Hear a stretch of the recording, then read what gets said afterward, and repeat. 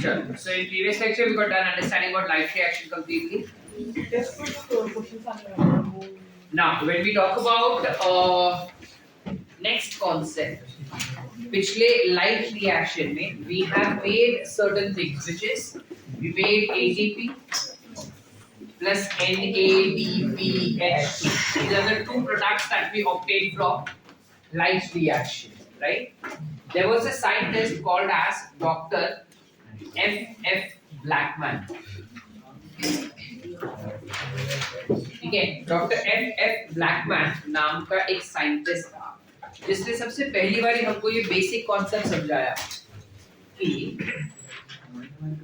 जो भी ATP और NADPH2 बनता है लाइट रिएक्शन में, वही ATP और NADPH2 जो है वो आगे जाके इस्तेमाल किया जाता है for conversion of carbon dioxide into C6H12O6, which is what? Glucose. ठीक है? Along with which oxygen we already released. Oxygen already अपना रिलीज हो चुका है. तो ये हम कर चुके हैं और ये भी हम ऑलमोस्ट कर चुके हैं. Yes or no? Yes. The only part which is left is conversion of carbon dioxide into glucose molecule. F. Blackman ने बोला कि ये जो कन्वर्जन होता है उस कन्वर्जन के लिए लाइट का जरूरत नहीं होता. लाइट रिएक्शन होने के लिए लाइट का जरूरत होता है. डार्क रिएक्शन होने के लिए लाइट का जरूरत नहीं है. हाँ, लेकिन डार्क रिएक्शन होने के लिए लाइट रिएक्शन के जो प्रोडक्ट्स होते हैं ना उसका जरूरत है. ठीक है, इस रिएक्शन को उसने क्या कह दिया? He called it as dark reaction. However, ये डार्क रिएक्शन यानी कार्बन डाइऑक्साइड का कन्वर्जन ग्लूकोज में एग्जैक्टली कैसे होता है ये उसने अपने को नहीं बताया. ठीक है, he couldn't explain that concept. उस कॉन्सेप्ट को डिटेल में समझा था दो साइंटिस्ट ने. एक था मेल्विन केल्विन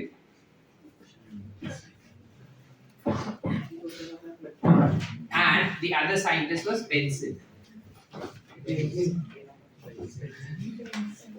मेल्विन केल्विन और बेंसन नाम का एक साइंटिस्ट, ये एक साइंटिस्ट, दो साइंटिस्ट जिन्होंने कार्बन 14 का इस्तेमाल किया जानने के लिए कि एग्जैक्टली कार्बन डाइऑक्साइड का इस्तेमाल किस तरीके से किया जाता है ग्लूकोज बनाने के लिए. ठीक है, तो उन्होंने क्या किया? उन्होंने कुछ अलगे लिए, स्पेसिफिकली अलगे लिया उन्होंने spirulina. We are aware about this one. उन्होंने स्पिरुलिना लिया बेटा, और ये स्पिरुलिना को उन्होंने एक ऐसे एनवायरनमेंट पे ग्रो किया जहां पे उनको जो कार्बन डाइऑक्साइड मिल रहा है ना वो C14 टाइप का मिल रहा है. And along with that it has water molecule which is present. समझ पा रहे?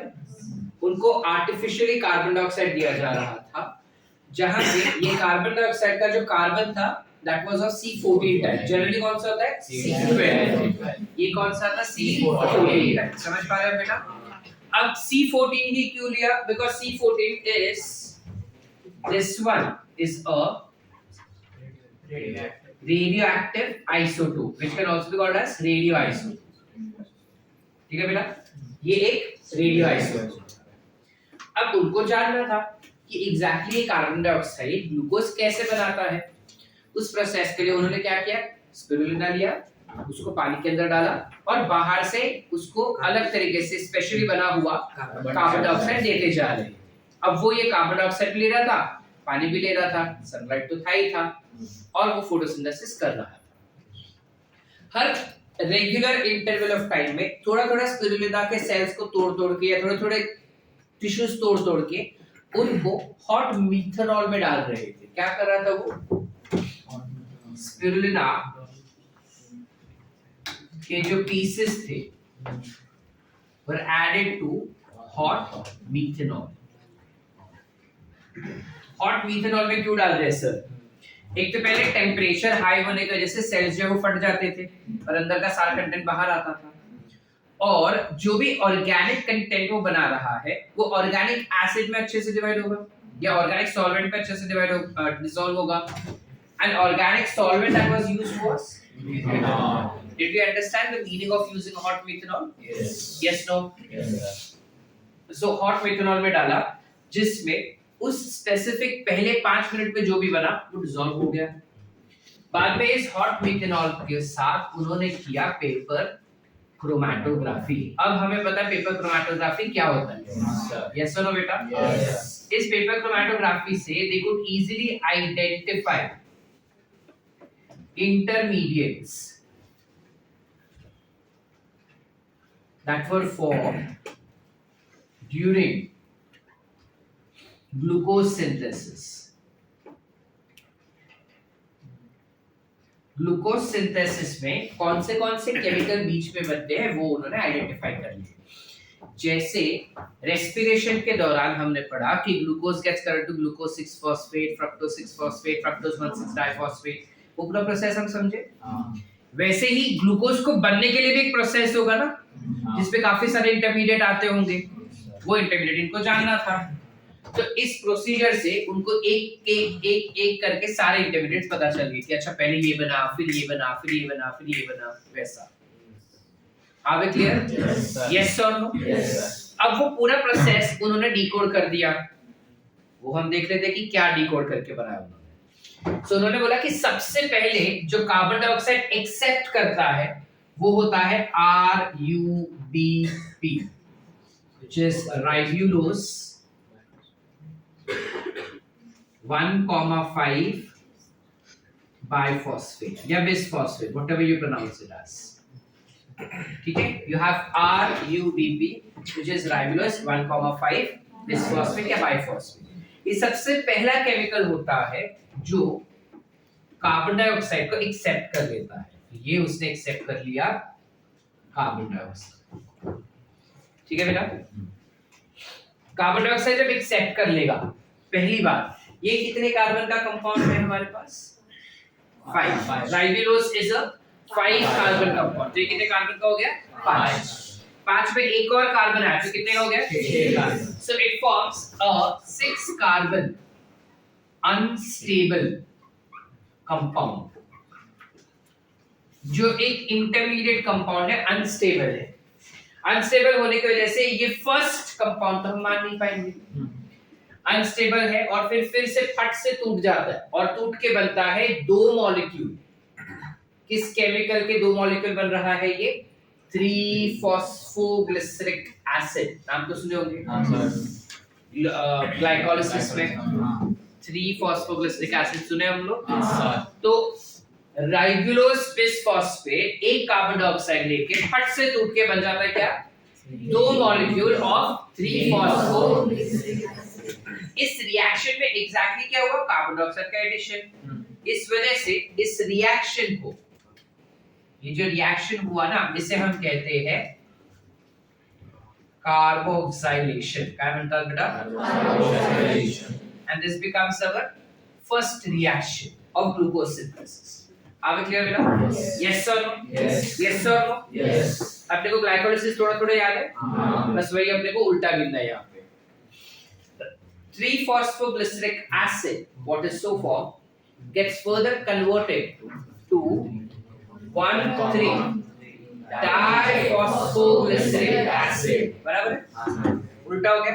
It forms 1,3-diphosphoglyceric acid. अकल लगाना, पहले एक ही था, अब 2 फॉस्फेट लग गए, तो ऑब्वियसली कुछ टूटेगा ना फॉस्फेट लगने के लिए। क्या टूटेगा? ATP. So you have ATP getting broken down to ATP. यानी पहला प्रोडक्ट जो हम बनाए थे उजाले में, वो तो यूज हो गया। समझे बेटा? Any doubts up till here? No sir. ये भी तो 2 मॉलिक्यूल बनेगा। Yes or no? Yes sir. ये भी क्या हो जाएगा? 2 molecules of ATP, 2 molecules of ATP. आसान? चले आगे। Everyone? Yes. This 3-phosphoglyceraldehyde, 1,3-diphosphoglyceric acid what we have. This 1,3-diphosphoglyceric acid के 2 molecule है। एक molecule जो है वो बनता है धात, we know what is धात, और दूसरा molecule बनता है पागल, we know what is पागल। तो ओरिजिनली भी तो यही हो रहा था। पागल जो था वो बन रहा था ना 1,3-diphosphoglyceric acid। कैसे बन रहा था? by addition, by removal of hydrogen। तो यहाँ पे अगर उल्टा हो रहा है तो भी उल्टा हो रहा है तो this will be reduction. So NADPH2 will get converted to दो मॉलिक्यूल हो गए ये भी. आसान है यहाँ तक. Any doubts? Yes sir no. तो एग्जैक्टली इस रिएक्शन में क्या हो गया देखो जरा. हाइड्रोजन ऐड हो गया ना. एसिड से अल्डिहाइड बन गया. There is addition of hydrogen. So this is thus classified as reduction. Very good. This will be thus classified as reaction. Are we clear? Yes. So first step is carboxylation. Second step is reduction.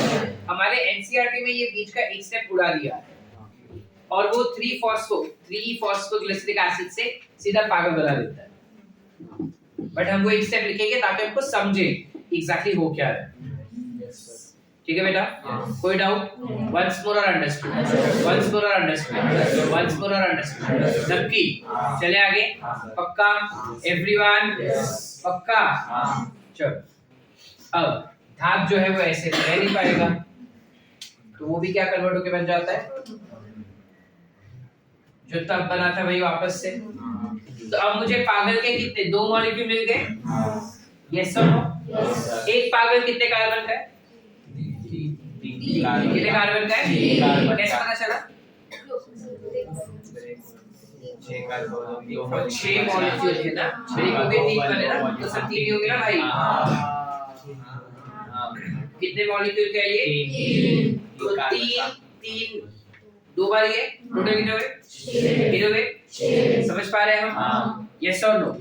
वो 6 carbon जो इस वक्त अपने को मिले हैं उन 6 carbon में से एक कार्बन नीचे की तरफ जाता है यानी एक कार्बन जो है it gets involved in formation of glucose molecule. It is involved in formation of glucose molecule. कैसे बनेगा? अब यहाँ की चीजें तुम खुद फिल कर लेना. Fructose 1,6 biphosphate, fructose 6 phosphate, glucose 6 phosphate, glucose. वो हम खुद से फिल कर सकते हैं. यस और नो. तो वो तो खुद फिल कर लेना. यहाँ पे क्या ना क्लियर है? Any doubts? नक्की. चले आगे. बाकी कितने बच गए? 5 बच गए. टोटल कितने थे? 6. कितने गया नीचे ग्लूकोज बनने को? 1 गया ना. तो बचा कितना? यार फर्स्ट स्टैंडर्ड में पढ़ते वैसा बात कर रहे तुम. कितना बचा है अभी? वो 5 जो है वो अलग कंपाउंड बनाता है और फाइनली कंपाउंड बनाएगा व्हिच इज RUMP. क्या है सारे RUMP? राइबोलोज monophosphate. Are we clear, beta? Yes. This ribulose monophosphate will ultimately get converted to what? Ribulose biphosphate. Monophosphate से बाइफॉस्फेट बना ना. यानी फॉस्फेट ऐड हुआ. कैसे ऐड होगा? ATP will get broken down to एक या 2? एक. स्मार्ट है. एक. यहाँ तक समझा? ग्लूकोज बनाना था ना. फोटोसिंथेसिस में क्या होता है? ग्लूकोज बनता है. बन गया. बस इतना ही. नहीं. This what is so form and this what is so form becomes the third step. अब यहाँ पे ये RUBP वापस से बन गया तो इससे हम लिख देंगे रीजेनरेशन.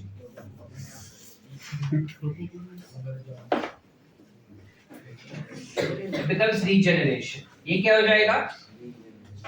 नहीं, synthesis. ग्लूकोज ही बनाना था ना. सिंथेसिस हो गया. अब इसको लिखेंगे third step. This will be third step. तो ये क्या होगा सर? अगर मैं इसमें एस्टेरिक मार्क बनाऊं तो इसका क्या मतलब हुआ? NCERT में नहीं. ठीक है. आइडियली हम इसको 3A लिखते हैं और इसको 3B लिखते हैं. It's the third step only, but then that's bifurcated into 2 steps further. 3A becomes synthesis and 3B becomes regeneration. NCERT में बोला कि 3 स्टेप में पूरा चीज कंप्लीट हो जाता है. पहला step carboxylation, second step reduction, third step regeneration. आसान? कोई डाउट बेटा? पक्का 100%. Once more or understood? Once more क्या understood? आसान है? जो glycolysis पढ़े वही सेम था बस उल्टा है. Obviously glycolysis was breakdown of glucose. यार it is synthesis of glucose, उल्टा ही जाएगा ना। कोई डाउट? पक्की बात 100%। ऑर्बिट दोनों में कैसे जाएगा? दोनों में कैसे क्या मतलब? वो ग्लूकोज भी कैसे फॉर्म हो जाएगा? क्लियरली बोल के ग्लूकोज भी फॉर्म कर रहा है, वो भी फॉर्म कर रहा है, तो दो ही एक क्यों नहीं हो सकता है? पागल कैसे बना वो समझा? हाँ, कितने वो कार्बन का है वो? 3 कार्बन का टोटल कितने कार्बन है? 6, जिसमें से एक गया ग्लूकोज बनने के लिए। ग्लूकोज कितने कार्बन का है? 6। वाओ सुनीता, तेरा ग्लूकोज 1 कार्बन का होगा, हमारा 1 कार्बन का नहीं है। हमारा कितने कार्बन का है? कितने कार्बन का? तो नीचे कितना गया? 1 कार्बन से ग्लूकोज बन जाएगा। मुझको कितना कार्बन चाहिए? तो कितनी बार ये साइकिल करना पड़ेगा? 6 बार। जिस वजह से यहाँ पे 6 carbon dioxide has to be utilised, 12 ATP, 12 NADH2 and 6 CH. Understood? Yes. Meaning, according to Calvin, ये पूरे साइकिल को उसने नाम दे दिया था। या उसने नाम दिया कैल्विन साइकिल, या फिर it was also called as C3 cycle. Why was it called as C3 cycle? Because first stable compound that was formed was of 3 carbon. That's why it was classified to be as C3 cycle. Are we clear बेटा? Yes sir. तो बताया जाता है कि जितने भी C3 plants हैं, मतलब जो प्लांट्स इस पाथवे को फॉलो करता है ग्लूकोज बनाने के लिए, उन प्लांट्स को हम C3 प्लांट्स कहते हैं। ठीक है? यस और नो? अब वो बताता है कि जितने भी C3 प्लांट्स हैं, वो सारे के सारे C3 प्लांट्स, वो सारे के सारे C3 प्लांट्स एक ग्लूकोज मॉलिक्यूल को बनाने के लिए 18 ATP का इस्तेमाल करते थे। Sir how 18? देखो जरा, it is 18 ATP that they utilized. ठीक है? Then there was 12 NADPH2 that was utilized, and there was 6 carbon dioxide that was utilized. But this was done by who? Only C3 plants. Are we clear? C3 plants कौन से होते हैं sir? हर वो plant जो temperate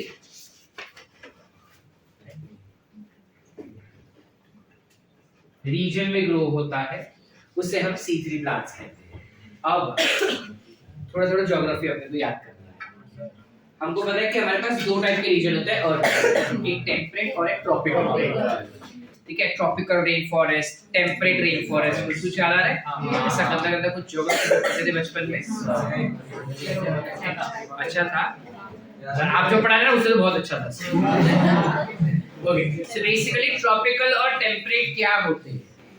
equator के करीब जितने भी रीजन होंगे उसे हम ट्रॉपिकल रीजन कहते हैं। जैसे India belongs to very close to equator, so we belong to tropical region.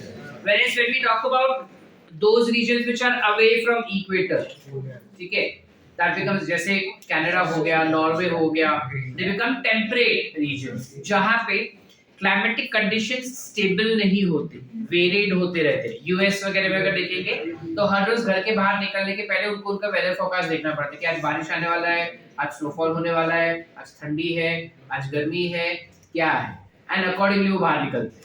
अगर उनको पता चले कि आज स्नोफॉल होने वाला है तो वो वैसा कपड़ा और वैसा सब मेजर लेके बाहर निकलते हैं। अगर उनको पता चलता है कि आज बारिश होने वाला है तो छाता और रेनकोट लेके बाहर निकलते हैं। समझ पा रहे? तो इस टाइप के इलाकों को हम कहते हैं they belong to temperate zone. हमको पता है कि क्या चल रहा है, दिसंबर चल रहा है, जनवरी चल रहा है, यानी ठंड होने वाला है, तो हम छाता लेके बाहर नहीं जाते। राइट? हमको पता है कि जून जुलाई आ गया, बारिश होने वाला है, तो हम छाता हमारे साथ हमेशा रखते हैं, कभी भी बारिश हो सकता है। राइट? उस टाइम पे अपन स्वेटर लेके बाहर नहीं जाते। Are we getting the point? Yes. So temperate regions में जो प्लांट्स पाए जाते हैं, उन प्लांट्स में जनरली C3 पाथवे होता है या C3 साइकिल परफॉर्म किया जाता है प्लांट्स के अंदर। ठीक है? तो ट्रॉपिकल का क्या?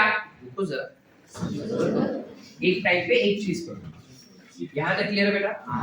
वंस मोर और अंडरस्टैंड। जैसे रेस्पिरेशन में तुम जितनी बार और जितना अच्छे से साइकिल्स पढ़ लोगे उतना तुम एमसीक्यू सॉल्व करने में आसान हो जाते हो या क्विक हो जाते हो।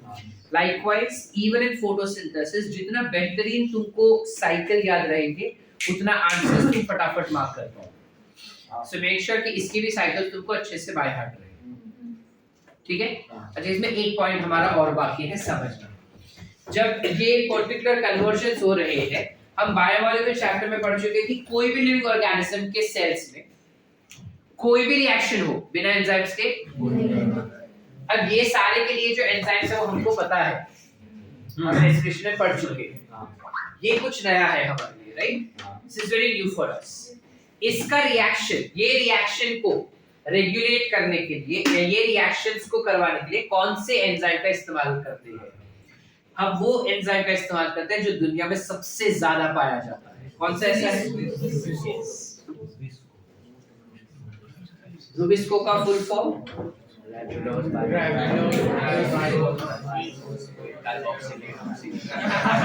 Ribulose bisphosphate carboxylase oxygenase. क्या आएगा? Ribulose bisphosphate carboxylase oxygenase. इससे एक बार राइबोलोस बिसफॉस्फेट कार्बोक्सिलेज ऑक्सीजनेज। यानी ये ऐसा एंजाइम है जो कार्बोक्सिलेज की जैसा भी एक्ट करता है, ऑक्सीजनेज जैसा भी एक्ट करता है। इसका क्या मतलब हुआ सर? मैं लिखता लिख लो फिर वो बताऊं। सब एक साथ याद नहीं। समझा पूरा अपने को? पक्का? Listen, what happens further is, आगे क्या होता है कि हमने कहा कि रुबिस्को जो होता है उसका फुल फॉर्म क्या है? Ribulose bisphosphate carboxylase oxygenase. Meaning ये एक ऐसा एंजाइम है जो कार्बोक्सिलेशन रिएक्शन भी करता है और ऑक्सीजनेशन रिएक्शन भी करता है। कौन से दो रिएक्शन बोले बेटा? Carboxylation meaning what? addition of carbon dioxide, as well as it performs the function of oxygenation, meaning what? Addition of oxygen। दोनों का काम कर सकता है। अब हवा में तो दोनों ही होता है, कार्बन डाइऑक्साइड भी होता है, ऑक्सीजन भी होता है। तो किस समय पे क्या ऐड करेगा वो? How will it decide? Simple है, हवा के अंदर जिस किसी भी गैस का कंसंट्रेशन ज्यादा होगा, यानी जिस किसी भी गैस का क्वांटिटी ज्यादा होगा, वो उसको फिक्सिंग करवाएगा। फिक्सिंग यानी किसी के साथ जोड़ना। ठीक है? यहाँ पे हमने कहा that you have RUBP which combines with carbon dioxide with the help of this enzyme, यानी कि ये कार्बन डाइऑक्साइड फिक्सेशन करवा रहा है। ठीक है बेटा? अगर हवा में कार्बन डाइऑक्साइड का कंपाउंड या फिर अमाउंट ज्यादा रहेगा तो रुबिस्को कार्बोक्सिलेशन रिएक्शन करवाएगा। लेकिन अगर वो कम हुआ तो वो ऑक्सीजनेशन करवाएगा। Meaning this reaction that we spoke about is possible only when the concentration of CO2 is high. What if the concentration of CO2 is low? फिर तो ये काम नहीं कर पाएगा, है ना? तो फिर कुछ अलग तरीके से साइकिल काम करता है। क्या है वो अलग तरीका? Let's find out. अब उस समय पे क्या होगा? You will have RUBP which is existing. Instead of combining with carbon dioxide, it will now combine with oxygen. Why? Because अब जो रुबिस्को है वो ऑक्सीजनेज जैसा बिहेव करेगा और ना ही कार्बोक्सिलेज। समझ पा रहे हैं? ये आंसर यस और नो? श्रेया क्या बोला मैं बेटा? एक ही श्रेया पूरे क्लास में अपने पास।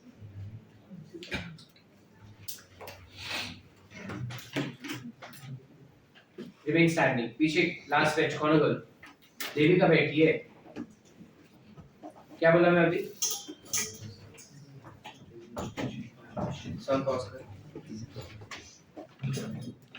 About Rubisco over here, it behaves as oxygenase and thus RUBP will take up oxygen molecule. कितने कार्बन का है RUBP? 5 कार्बन का। तो अब जब वो ऑक्सीजन लेगा तो वो टूट जाएगा ऑक्सीजन। और टूट के 5 का इक्वल हाफ तो उतने 2.5 होगा, तो 2.5 जैसा तो कोई कंपाउंड होता नहीं 2.5 कार्बन वाला, so either it will be 3 or 1 and 4 also it can be, yes sir, दो बनाएगा और कार्बन डाइऑक्साइड ऐसा भी हो सकता है बट ऐसा कुछ नहीं करता। इंस्टेड वो क्या करता है, it forms 1 2 carbon compound which is 2-phospho glycolate plus 1 3 carbon compound which is 3-phosphoglyceric acid, eureka. बिल्कुल जो चेंज हो गई है, अब वो कर सकता है कार्बोक्सिलेशन रिएक्शन, अभी भी वो आगे नहीं बढ़ सकता ग्लूकोज बनाने के लिए, क्यों सर? मेरे को 2 BGH है ना, कितना मिला है? 1, so this cannot work। तो अब मुझे एक और फॉस्फोग्लिसरिक एसिड बनाना होगा। कैसे बनता है प्लांट, कैसे बनाता है plant?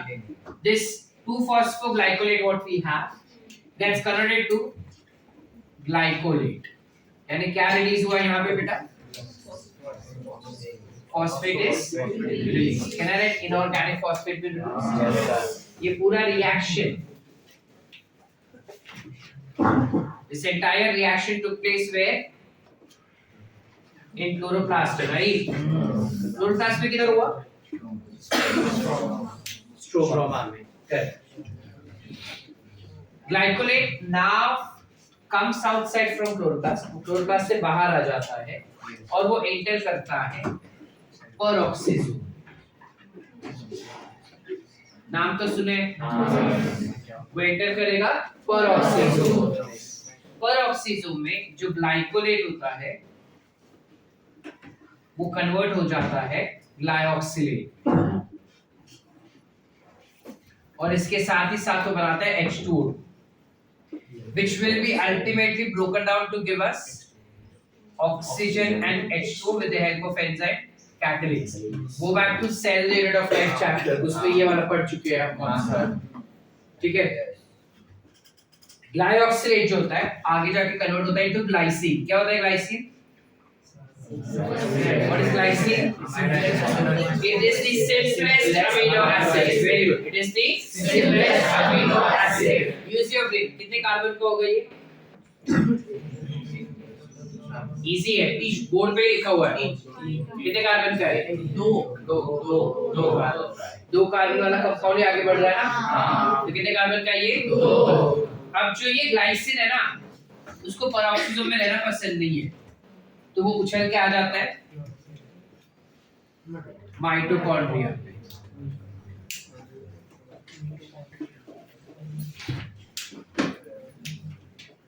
So this glycine enters in,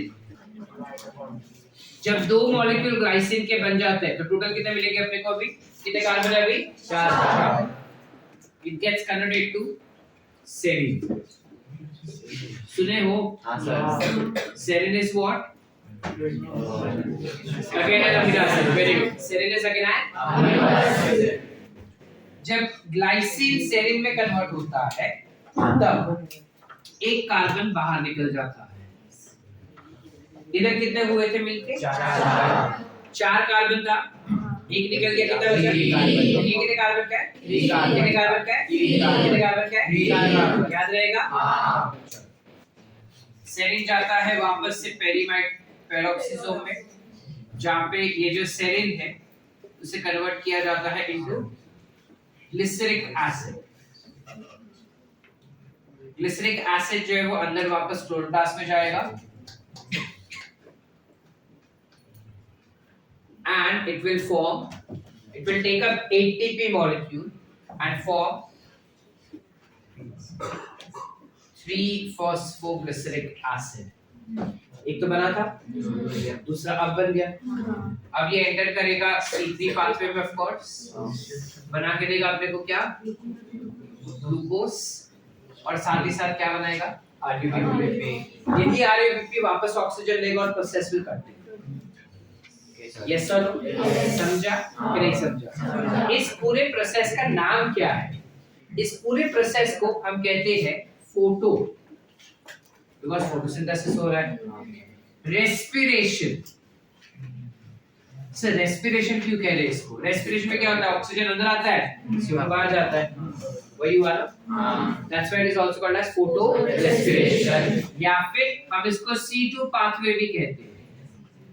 Why do we call it as C2 pathway? Because first stable compound form is glycine, दो कार्बन का. इस वजह से. Are we clear आपके लिए? Yes or no? Yes. सबको समझा? अच्छा. ये जो पूरा पाथवे हुआ, ये अच्छा हुआ या बुरा हुआ? अच्छा हुआ या बुरा हुआ? अच्छा चलो. मैं केक बना रहा था. केक बनाते बनाते यू नो दैट उसके ऊपर क्रीम स्प्रेड करते हैं ना. मैंने कुछ क्रीम बनाया था, वो क्रीम बन के रेडी हो गया. मैंने वो क्रीम का इस्तेमाल किया. अब प्रॉब्लम ये हुआ कि मैं अभी तक कर रहा था, केक को डेकोरेट कर रहा था और क्रीम खत्म हो गया. हाँ, तो केक खत्म हो गया तो फिर से मेरे को मार्केट में जाके लाना पड़ा उसको एक्स्ट्रा. ये अच्छा है या बुरा? तो तुम इसको कैसे अच्छा बोल सकते हो?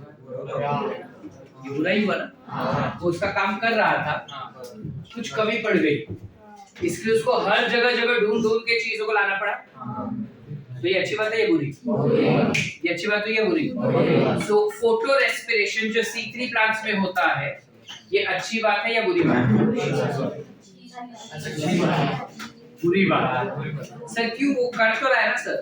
उसका मेन काम था ग्लूकोज बनाना, तो ग्लूकोज तो बना रहा है ना सर, अटक नहीं रहा है ना. हाँ वो 3-4 जगह पे घूम के बना रहा है, बट बना तो रहा है ना सर. करेक्ट. तुम सही हो अपनी जगह पे कि मुझको जो फाइनल प्रोडक्ट चाहिए था ग्लूकोज, वो बनके तो मिल रहा है, बट उसके साथ साथ मुझे और भी चीजों का लॉस हुआ. कौन सी चीज का लॉस हुआ? पहली बार एनर्जी जो एक्स्ट्रा मेरे को लग गई इतना सब घुमाने में. हालांकि जितना बनाया था उतना वापस यूटिलाइज भी कर लिए, तो जीरो हो जाता है. ठीक है. लेकिन एक मेजर चीज जो गलत गई यहाँ पे, वो ये है CO2.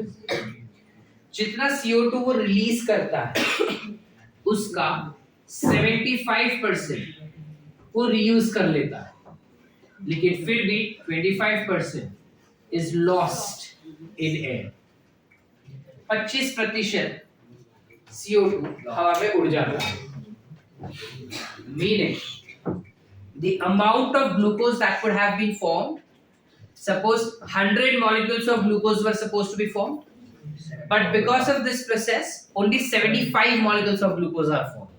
So is it a merit or demerit? Demerit. So photorespiration that occurs in C3 plants is a good or a bad thing? Bad thing. अब समझे? Did we understand the concept of photorespiration? Yes. Yes or no? Yes. Everyone? Yes. Any doubts? No. समझा? हाँ बोलिए ना बोलिए.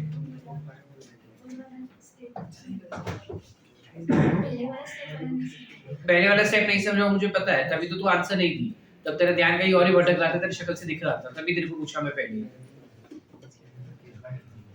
सुहानी को समझा? पक्का?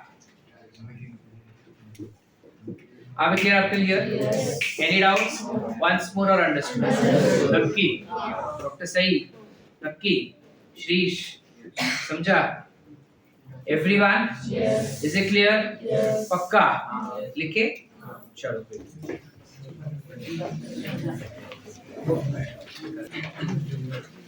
Now, going ahead.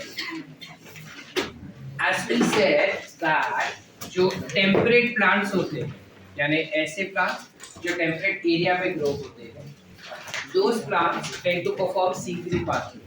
There was one scientist called as Gottschalk.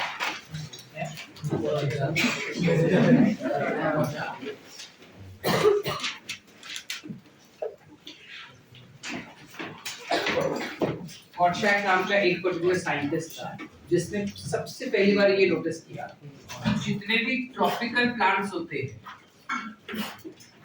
उन ट्रॉपिकल प्लांट्स में there is a very unique anatomy. Unique anatomy समझते हैं? उनके अंदर जो टिश्यू के ऑर्गेनाइजेशन होते हैं बेटा, जो सेल्स के अरेंजमेंट होते हैं, वो काफी यूनिक होते हैं, अलग प्रकार के होते हैं, जो नॉर्मली दिखाई नहीं देते हैं. अब अलग प्रकार मतलब क्या? हमें लीफ का एनाटॉमी अगर याद रहेगा फ्रॉम एनाटॉमी चैप्टर, वहां पे तुम पढ़ चुके हो that you have epidermal region which is present at both the ends, right? Then you have mesophilic cells which are present, and then you have bundle sheet cells which is present, and then you have xyloid fluid. Yes or no? Yes. कुछ इस प्रकार से anatomy oriented होता है. Meaning in सब में से जो क्लोरोफिल या क्लोरोप्लास्ट होता है that is present only and only in mesophyll. Yes or no? Yes. Tropical plants में थोड़ा अलग होता है. ट्रॉपिकल प्लांट्स में जो क्लोरोप्लास्ट होते हैं they are firstly found in both mesophilic cells as well as they are found in bundle sheet cells. We know what are bundle sheet cells. Yes or no?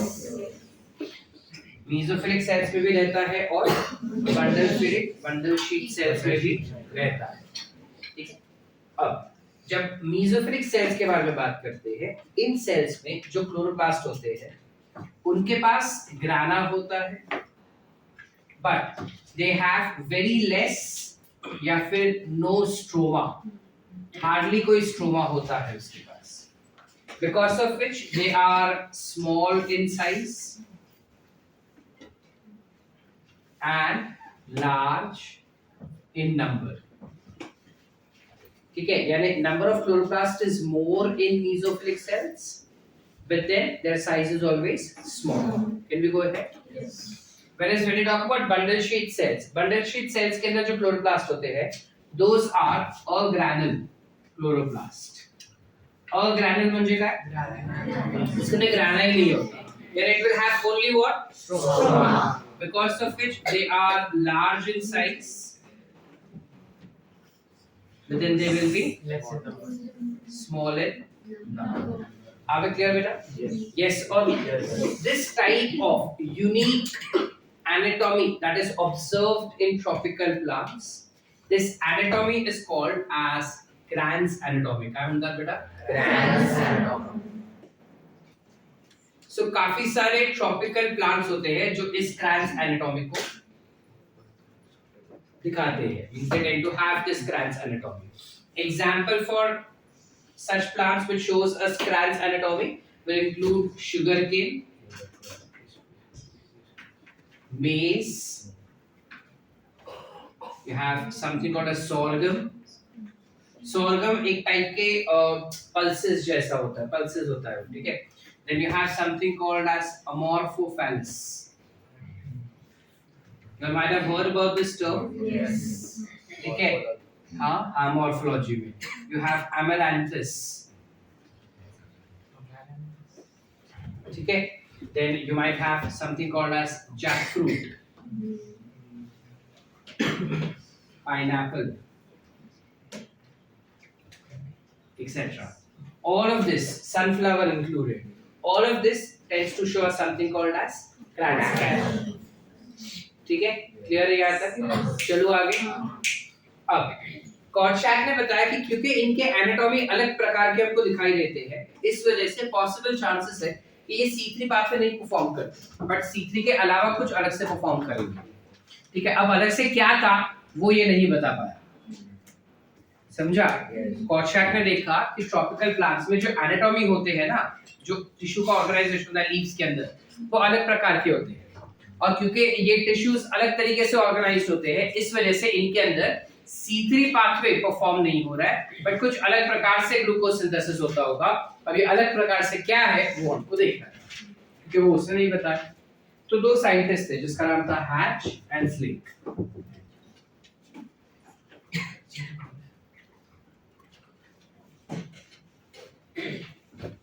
Spelling एक बार खाली देख लेना इसका. ठीक है, हैच एंड स्लेक नाम का दो साइंटिस्ट थे जिन्होंने अपने को डिटेल में बताया कि ट्रॉपिकल प्लांट्स के अंदर ग्लूकोज का सिंथेसिस एग्जैक्टली होता कैसे है. ठीक है, तो उन्होंने क्या बोला कि सबसे पहले you have something called as PEP. Do you know what is PEP? Yes. What is it? Phosphoenol pyruvic acid. Correct. It is phosphoenol pyruvate, which is nothing but pyruvic acid. ठीक है, phosphoenol pyruvic acid. जैसे C3 में it was RUBP which was the first compound to accept carbon dioxide. Here it is PEP which is the first compound that tends to accept carbon dioxide. And accepting carbon dioxide, it tends to form something called as OAA. You know what is this? Oxaloacetic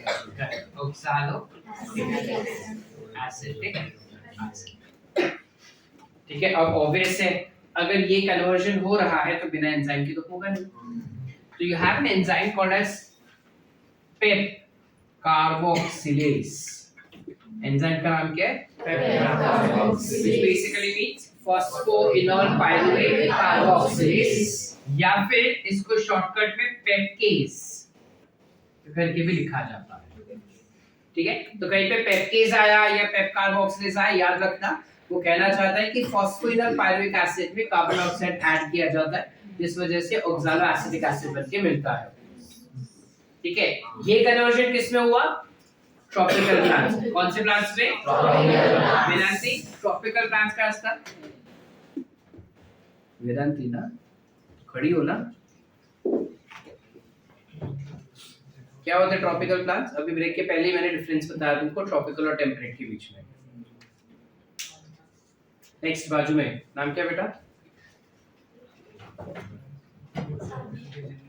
Sadia, बताओ.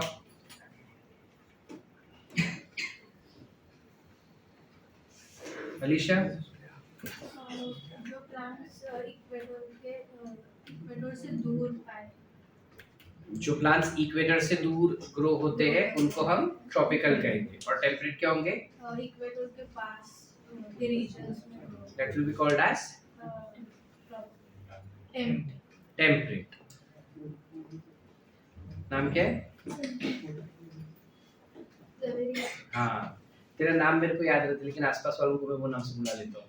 जवेदिया, क्या वो बोली वो सही है या गलत है? सही है, गुड. जो वो बोली सही है गलत है? सही है. पूर्वा, what she said is true or false? वो उल्टा बोली. इक्वेटर के करीब वाला क्या हो जाएगा? और इक्वेटर से दूर वाला? Are we clear up till here? Everyone? पूर्वा से क्लास में ध्यान देने के लिए बैठे, इधर टाइम पास के लिए नहीं. जो पढ़ाया जा रहा है वो याद रखना है अपने को. सिट. क्लियर है? कैन आई गो अहेड बेटा? ट्रॉपिकल प्लांट्स जो रहेंगे ग्लूकोज बनाने के लिए सबसे पहले फॉस्फोइनल पायरुवेट को they will converted into oxalo acetic acid. जब वो ऑक्सालो एसिटिक एसिड में उसको कन्वर्ट करेंगे उसके बाद you will have oxaloacetic acid getting converted to malic acid. ये भी तो हम कर चुके हैं. It gets converted to malic acid. पिछला वाला जो किया दैट वाज ऑपोजिट, उल्टा ऑफ ग्लाइकोलाइसिस. यहाँ पे अगर तुम नोटिस करो तो दिस इज उल्टा ऑफ. ये इतना जो भी रिएक्शन हो रहा है मैलिक एसिड बनने तक का, this reaction occurs in chloroplast which is present within the mesophilic cells. Are we clear? Yes or no? Yes. एक बार जब मैलिक एसिड यहाँ पे बन जाता है उसके बाद अब ये malic acid will be transmitted या transported into something called as bundle sheath cells. It will be transported into bundle sheath cells. Malic acid जो अपने को यहाँ पे बन के मिला है that will further get converted to form pyruvic acid. When it gets converted to pyruvic acid, there will be removal of carbon dioxide. There will be removal of carbon dioxide. Are we clear बेटा? Phosphoenol pyruvic acid जो है वो कितने carbon करेगा? 3. Good. This 3 carbon. Carbon dioxide लिया. कितने का हो गया? 4. नीचे आया. निकल गया. 3 कितना हुआ? So pyruvic acid वापस से एंटर कर जाएगा मेसोफिल में. Yes or no बेटा? Yes. And this pyruvic acid will get converted to phosphoenol pyruvate. When it gets converted to phosphoenol pyruvate, phosphate group is added, and that addition of phosphate group is by Yes, conversion of ATP into ADP. Are we clear? Yes. Yes or no? Yes. Everyone? Yes. Any doubts? No. Clear है यहाँ तक? हाँ. ठीक है. अब ये जो carbon dioxide निकला है उसका क्या होगा सर? जो ये कार्बन डाइऑक्साइड यहाँ पे निकला है that is accepted by RUBP. नाम तो सुने हैं? वो RUBP आगे कन्वर्जन करते जाता है and you have formation of कौन सा पाथवे वो एक्चुअली फॉलो किया? मीनिंग हर वो प्लांट जो ये पाथवे परफॉर्म करता है और basically let's talk about every tropical plant के अंदर C3 पाथवे होता है लेकिन डायरेक्टली नहीं होता, इनडायरेक्टली होता है. तो ये पूरे पाथवे को हम क्या नाम दे देंगे? इस पूरे पाथवे को we will call it as C4 pathway या C4 cycle. We can also call it as HSK cycle या HSK pathway. Why are we calling it as HSK? Hatch-Slack torture. तीनों के नाम पे ये पाथवे डाल दिया HSK. Are we clear? Yes or no? Yes. Everyone? Yes. हाँ बेटा. So अब ये फॉस्फेट पायरुविक एसिड से जो पायरुविक एसिड बनेगा तब एक ये एटीपी तो फॉर्म होता है ना उस टाइम पे. कहाँ पे? ग्लाइकोलाइसिस में जब फॉर्म करता है तो एक एटीपी फॉर्म होता है पीप से इस पे जाके पायरुविक. क्या बोल रहे हो? पूछना क्या चाहता है? पीप से पायरुविक एसिड तक हम जाते हैं ग्लाइकोलाइसिस में तब एक एटीपी फॉर्म होता है. तो यहाँ पे क्यों किया वैसे? तो जो फॉर्म हुआ था ना, उधर फॉर्म हुआ था ना, उधर फॉर्म हुआ था ना, यहाँ पे उल्टा प्रोसेस है. तो टूटना चाहिए वहाँ पे वहाँ पायरुविक एसिड से पीप से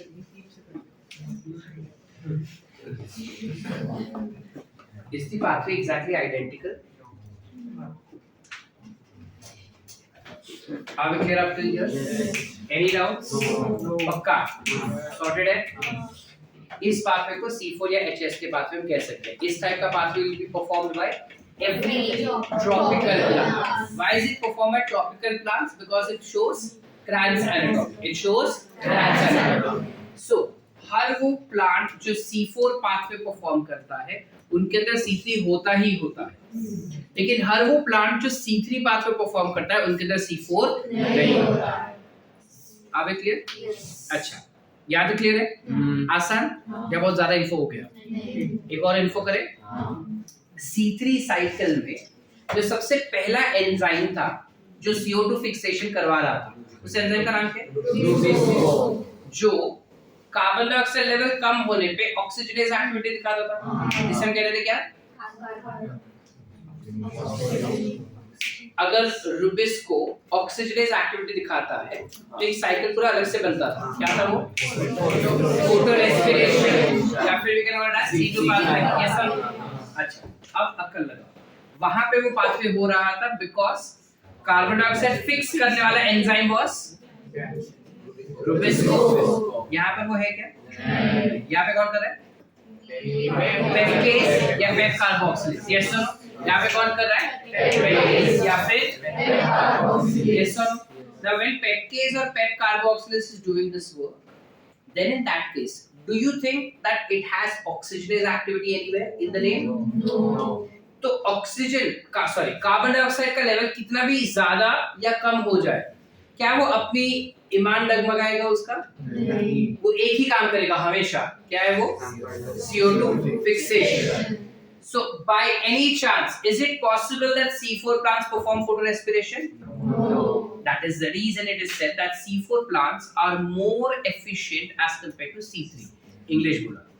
C4 plants जो होते हैं वो जिस प्रकार से फोटोसिंथेसिस करते हैं वो ज्यादा बेहतर है C3 के कंपैरिजन. ऐसा कहा जाता है.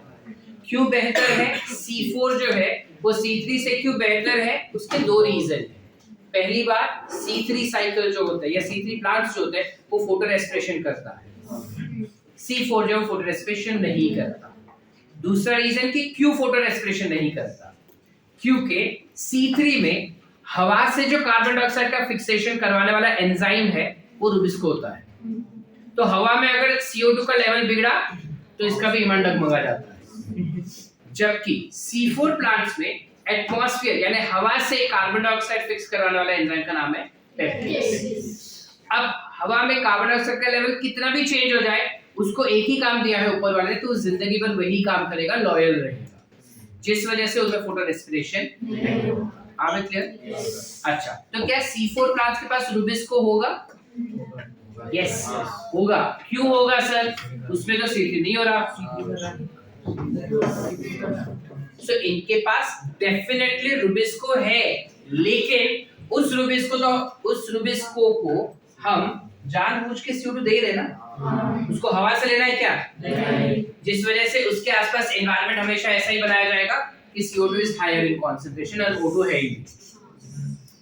जिस वजह से C4 प्लांट्स में किसी भी तरीके से कोई भी पॉसिबिलिटी में फोटो रेस्पिरेशन कभी भी नहीं होगा, जिस वजह से C4 प्लांट्स में जो फूड बनता है या जो फोटोसिंथेसिस होता है वो ज्यादा एफिशिएंट माना जाता है एज कंपेयर टू C3।